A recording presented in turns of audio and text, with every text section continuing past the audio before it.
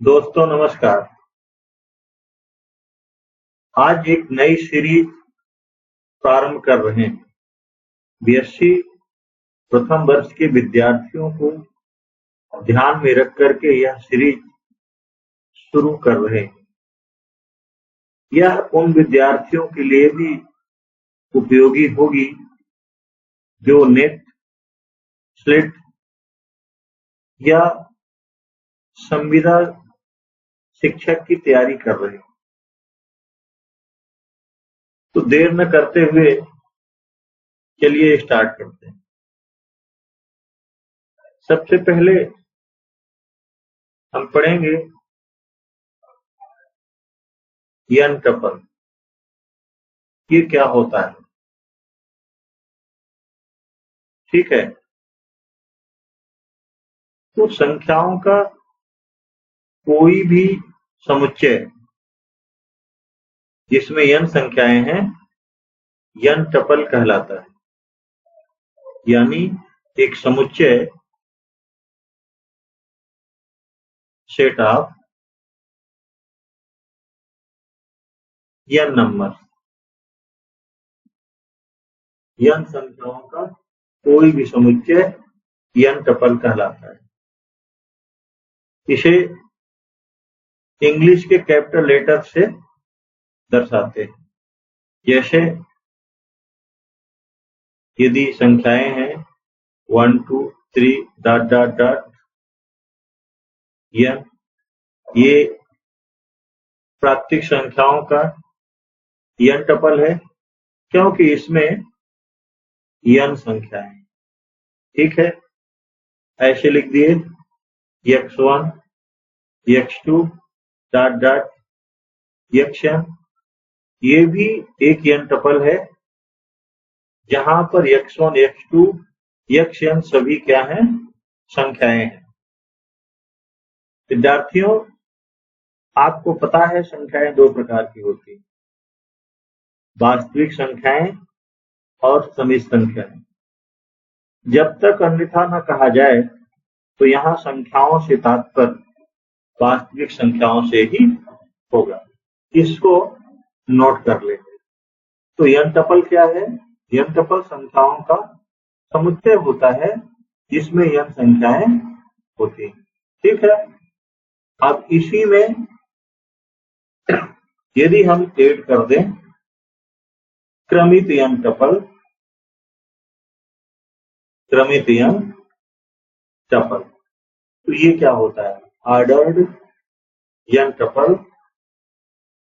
यंटपल हमने अभी जान लिया कि यह ऐसी संख्याओं का समुच्चय होता है जिसमें n संख्या होती है। अब यदि इन्हीं संख्याओं में से सभी संख्याओं का स्थान नियत हो जाए, यानी जो यंटपल है उसमें सभी संख्याओं का स्थान क्या हो? नियत हो जाए। जैसे ये एक यंटपल हम लेते हैं x1 x2 dot dot xm, यह एक यंटपल है अभी। ठीक है, लेकिन यदि हम x1 का स्थान, x2 का स्थान, xm का स्थान नियत कर दें तो ये जो यंटपल है वो आपका बन जाएगा क्रमित यंटपल। ठीक है, यानी n संख्याओं का एक समुच्चय जिसमें प्रत्येक संख्या का स्थान नियत होता है, फिक्स होता है। ठीक है, स्थान नियत होता है यंटपल के स्थान पर क्रमित यंटपल कहलाता है। ठीक है, अब आप कहेंगे कि क्या इसके पहले हमने कभी जाना है पिछली कक्षाओं में? बिल्कुल, जब आप 2D में पढ़ते थे, यानी द्विविमीय में आपने पढ़ा है x अक्ष और y अक्ष। आपने ऐसे पढ़ा है, ये आपका x अक्ष है और ये y अक्ष है। इसमें हम किसी भी संख्या के निर्देशांक को इस प्रकार से लिखते थे इसमें जो आपका ए होता था x का निर्देशांक और जो b है वो y का निर्देशांक है, और हम AB को ये BA नहीं लिख सकते हैं। क्यों? क्योंकि इसमें निर्देशांकों का स्थान चेंज हो जाता है, यानी इसमें भी दोनों संख्याओं का स्थान नियत है, इसलिए ये आपका क्या हो गया, टू टपल हो गया। क्या हो गया? Two tuple. क्यों? क्योंकि इसमें दोनों संख्याओं का स्थान नियत है और इसमें संख्याएं दो हैं, इसलिए ये क्रमिक टू टपल हो गया। ठीक है। फिर आपने त्रिविमीति भी पढ़ा है, तीन अक्ष आपने पढ़ा है ऐसे, ये आपका x, ये y और ये z। यहां पर किसी नंबर के निर्देशांक को a b c इस तरह से लिखते थे, और ये किसी भी कंडीशन में इनके बराबर नहीं होगा। ठीक है, यानी इसमें संख्याएं हैं तीन और तीनों का स्थान क्या है, नियत है, इसलिए ये क्रमिक थ्री टपल हो गया। बच्चों, विश्वास है कि आपको ये बातें समझ में आ गई होंगी। ठीक है, तो चलिए अब हम देखेंगे कि इन्हें हम दर्शाते कैसे हैं।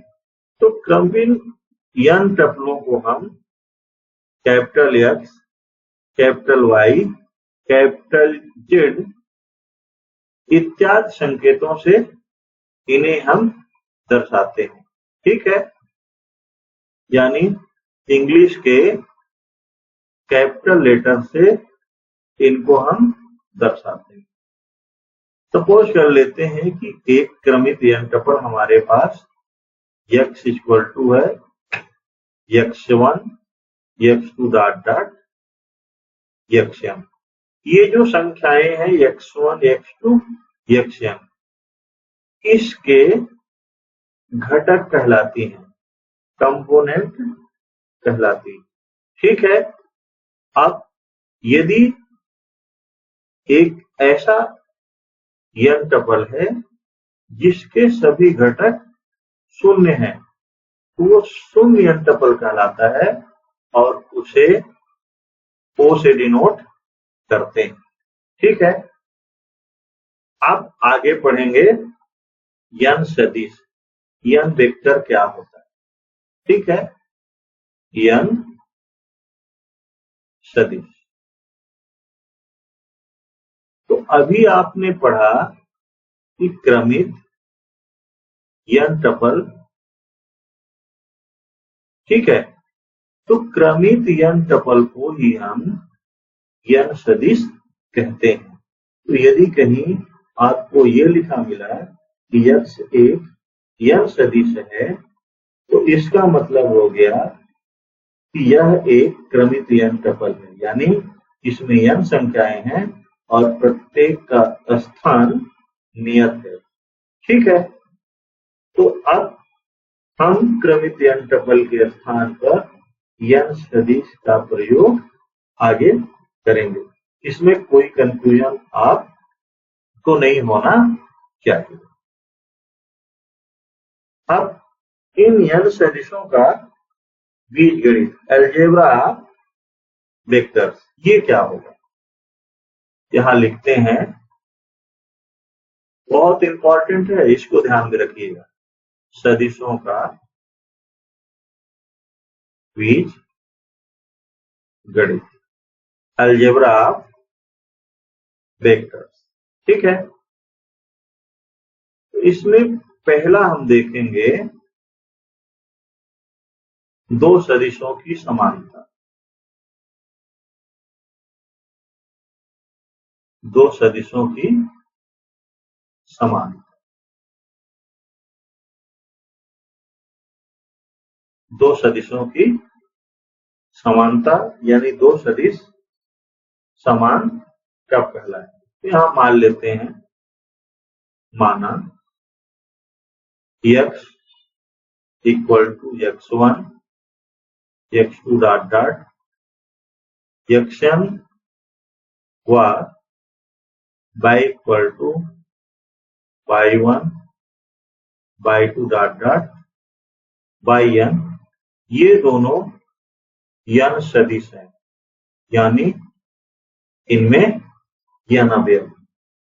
तो ये दोनों समान कब होंगे? क्या लिखते हैं, यदि x1 की वैल्यू y1 की इक्वल हो जाए, x2 की वैल्यू y2 की इक्वल हो जाए, और ऐसे आगे भी xn की वैल्यू yn की इक्वल हो जाए, तो दोनों सदिश क्या होंगे, x और y दोनों सदिश क्या होंगे, समान होंगे, और इन्हें हम लिखेंगे x इक्वल टू y। यानी दो सदिशों के समान होने के लिए उनके कॉरस्पॉन्डिंग कंपोनेंट सेम होने चाहिए, संगत अवयव समान होने चाहिए। चलिए इसका एक एग्जाम्पल ले लेते हैं। एग्जाम्पल सपोज करते हैं, एक हमारे पास ये है 149, और दूसरा हमारे पास सदिश है 1 स्क्वायर 2 स्क्वायर 3 स्क्वायर। ठीक है, तो आप देखेंगे यदि हम इसको सॉल्व कर देते हैं तो ये भी 1 4 और ये 9 हो जाए, और आप देखेंगे कि इनके संगत अवयव सेम है, इसलिए दोनों सदिश समान है, यानी x इक्वल टू y। ठीक है, दूसरी प्रॉपर्टी हम देखते हैं। सेकंड प्रॉपर्टी इसकी देखते हैं, दो सदिशों का योग, दो सदिशों का योग, सम ऑफ टू वेक्टर्स या addition of two vectors. Suppose कर लेते हैं हमारे पास दो n सदिश हैं, एक है x equal to x1 x2 dot dot xn, और दूसरा है y1 y2 dot dot yn। ये दोनों ही कैसे हैं, n सदिश, बोथ आर n वेक्टर। तो इनके योग को संकेत में हम, इनके सम को संकेत में हम x प्लस y से लिखेंगे, और इनकी वैल्यू कितनी हो जाएगी, x1 plus y1 x2 plus y2 dot dot dot xn plus y। ठीक है, यानी दो n सदिश हैं, तो जब उनका योग करेंगे तो संगत अवयव आपस में जुड़ जाएंगे। यहाँ ध्यान रखना है, दोनों सदिशों की विमाएं समान होनी चाहिए, यानी दोनों में ही n अवयव होने चाहिए। ठीक है, इसकी अगली प्रॉपर्टी पर चलेंगे। तीसरी प्रॉपर्टी, किसी अदिश से गुणा, किसी अदिश, अदिश यानी संख्या, और वो संख्या 0 नहीं होनी चाहिए। किसी अदिश से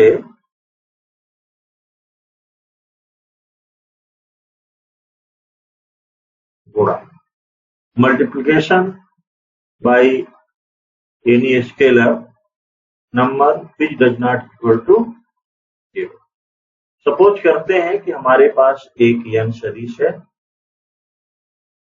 x1 x2 dot dot x1। ठीक है, और एक हमारे पास अदिश है स्केलर। अदिश या इसी को हम संख्या भी कह सकते हैं, नंबर। वो क्या है? स्मॉल के है जिसकी वैल्यू 0 नहीं है।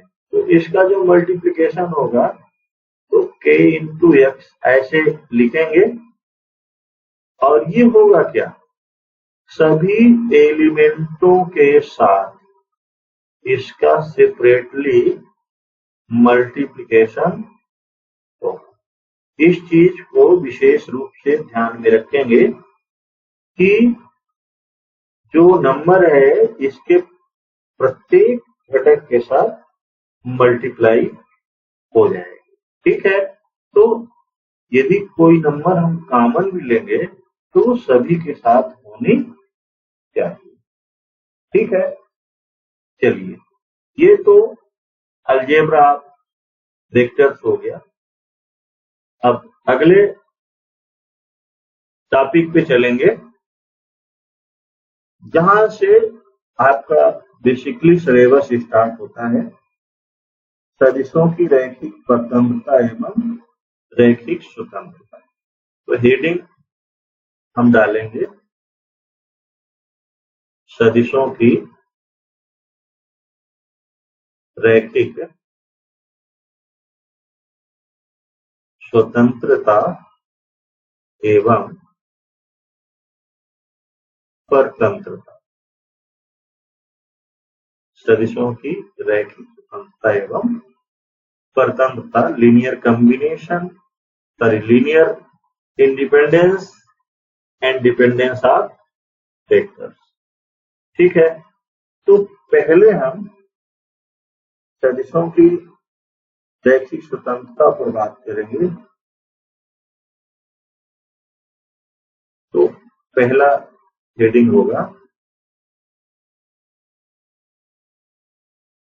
सदिशों की रैखिक परतंत्रता।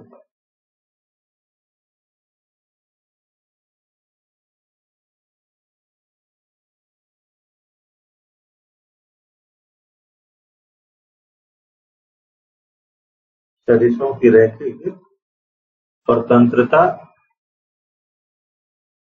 लीनियर डिपेंडेंस ऑफ वेक्टर्स, या इसी को सदिशों के समुच्चय की रैखिक परतंत्रता भी कह सकते हैं। इसको शॉर्ट में लिख लेंगे, लीनियर डिपेंडेंस ऑफ वेक्टर्स। ठीक है, चलिए मान लेते हैं, माना x1 x2 dot dot xm यम सदिश। ठीक है, यदि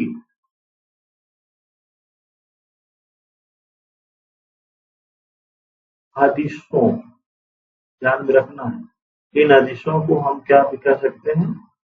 ये संख्याओं λ1 λ2 डाल्टा लैम्डा यम। इसमें एक ही ध्यान में रखेंगे कि सभी शून्य नहीं, ऑल ऑफ नॉन जीरो। इसका मतलब ये भी है कि कुछ शून्य हो सकती है, सभी शून्य नहीं है। इसमें ये भी हम कह सकते हैं कुछ शून्य हो सकते हैं। यदि आदिशों का अस्तित्व इस प्रकार है कि x1 में हम एक सदिश का एक अदिश का मल्टीप्लिकेशन करते हैं, x2 के साथ एक अदिश का मल्टीप्लिकेशन करके ऐड कर दें, और यही क्रम हम चलाते रहें, और लास्ट में xm के साथ एक अदिश लैम्डा m का मल्टीप्लिकेशन करके जोड़ दें और हमको मिल जाए शून्य सदिश, यानी ये कितना मिल जाए 0 0 0 डॉट डॉट 0। ठीक है, तो जो ये सदिश हैं, कौन सदिश, x1 x2 xm, ये क्या कहलाएंगे, रैखिकता परतंत्र सदिश कहलाएंगे। तो फिर से एक बात सुन लीजिए कि यदि x1 x2 xm यम सदिश है, तब इतनी ही संख्याएं अदिश जिसमें से सभी शून्य नहीं है, इस प्रकार से हमको मिले कि λ1 x1 plus λ2 x2 plus dot dot plus λm xm equal to शून्य सदिश। तो ये सदिश आपके क्या कहलाएंगे, रैखिकता परतंत्र सदिश कहलाएंगे। अब चलते हैं रैखिकता स्वतंत्र सदिश। जो दूसरी हेडिंग अपनी होगी वो होगी रैखिकता स्वतंत्र सदिश, या ऐसे भी लिख सकते हैं सदिशों की रैखिक स्वतंत्र। ठीक है, लीनियर इंडिपेंडेंस ऑफ वेक्टर। ठीक, अब देखिए इसमें क्या करना है। ये जो यम सदिश है x1 x2 xm, ये यम सदिश हमारे पास है x1 x2 xm, ये हमारे पास है। इतनी संख्याएं भी हमारे पास हैं, तो लिखते हैं कि यदि x1 x2 xm यम सदिश है और λ1 λ2 λm, इसमें हम ये नहीं कह रहे हैं कि इसमें कुछ शून्य हो सकते हैं, ऐसा हम बिल्कुल भी नहीं बोल रहे हैं। इतनी संख्याएं इस प्रकार हैं, कैसे हैं कि यदि λ1 x1 plus λ2 x2 plus dot dot plus λm xm equal to 0। ठीक है, फिर से एक बार बता रहे हैं,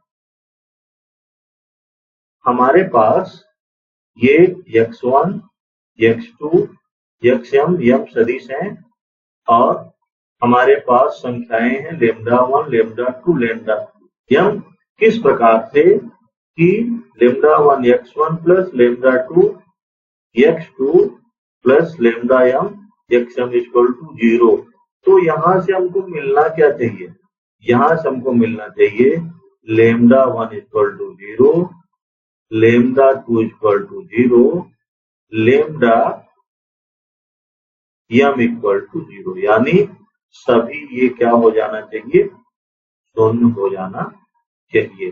तब जो ये सदिश हमारे होंगे, कौन सी, x1 x2 xm, ये रैखिकता स्वतंत्र सदिश होंगे। इस चीज को विशेष तौर से ध्यान में रखना। ठीक है, तो अभी तक आपने पढ़ा, क्या क्या पढ़ा, टपल क्या है, यन टपल क्या है, क्रमित यन टपल क्या है, यन सदिश क्या है, सदिशों के बीजगणित में हमने पढ़ा दो सदिशों की समानता, सदिशों का योग और किसी अदिश से या संख्या से गुणा। इसके बाद सदिशों की रैखिक स्वतंत्रता और सदिशों की रैखिक परतंत्रता हमने पढ़ा। अब आप ये कैसे पता करेंगे, उससे पहले एक चीज और पढ़ लेते हैं, सदिशों का एक घात संचय, linear combination of vector.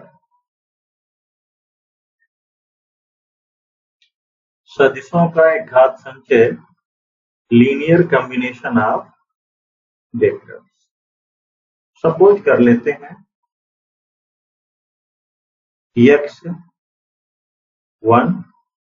x2 dot dot xn यह सदिश है, वह λ1 λ2 डॉट डॉट लेमडा n अदिश है, यानी संख्याएं। यदि एक अदिश यक्ष इस प्रकार से हो, और यदि एक सदिश यक्ष इस प्रकार से हो, कैसा? इस प्रकार से हो कि x equal to lambda 1 x1 plus lambda 2 x2 plus dot dot plus lambda n x. तो सदिश यक्ष सदिशों x1 x2 xm का एक घात संचय होता है, कहलाता है। ठीक है, यानी यदि हम यक्ष को इस फॉर्म में लिख सकें तो जो यक्ष होगा अन्य सदिशों का एक घात संचय होता है। अब हम पता कैसे करेंगे, कि कैसे जानेंगे कि कोई सदिश रैखिकता स्वतंत्र है कि परतंत्र? तो इसकी मेथड क्या है, आइए मेथड जान। सदिशों की रैखिक स्वतंत्रता और परतंत्रता ज्ञात करने की विधि, method of finding the linear dependence and linear dependence of vector. तो इसमें हम क्या करेंगे कि हमें कई सदिश दिए रहेंगे, 2 3 4 5 जितने भी सदिश दिए रहेंगे।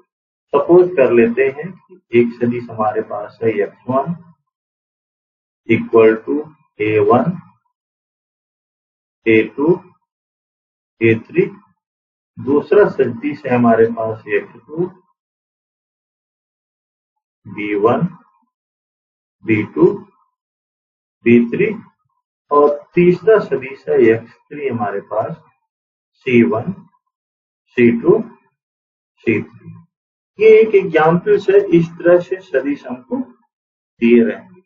तो सबसे पहले हमको क्या करना है, इनके पहले घटकों को शून्य करना है, यानी a1 b1 और c1 को शून्य करना है।